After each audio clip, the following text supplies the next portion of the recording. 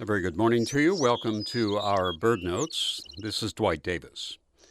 Birds are so much a part of our lives that they are a part of our language and literature and music. Think Bluebird of Happiness or Ode to a Skylark. And then there are the similes, as thin as a rail, as crazy as a loon, as vain as a peacock. And how about the term rara avis, Latin for rare bird?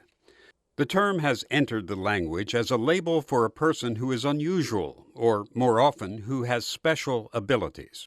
On the other hand, birders are more apt to take rara avis literally, that is, referring to, a rare bird, like the ivory-billed woodpecker, which may still be with us, or the Eskimo curlew, which probably isn't.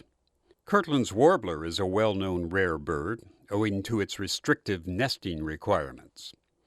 But what about rare bird songs? Well, a rare bird song could be defined as a song by a rare bird. But there is one rare bird song that is uttered by a very common bird. That bird is the ovenbird, a ground-dwelling warbler named for its covered nest on the forest floor. The common song of the ovenbird can be heard very easily in the woods on a spring morning.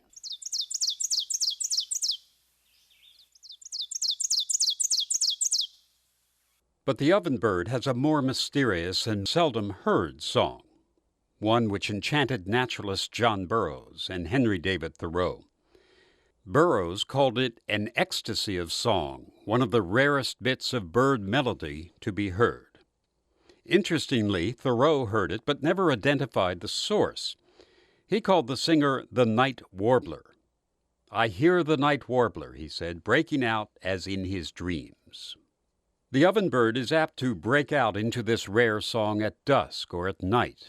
The male sings some high-pitched chips and then flies up and flutters over the trees, uttering an exuberant, complex song quite unlike its usual call. Ornithologists have yet to explain this apparently ecstatic utterance. Indeed, few have heard it. But this morning we have for you this rare song by this very common bird.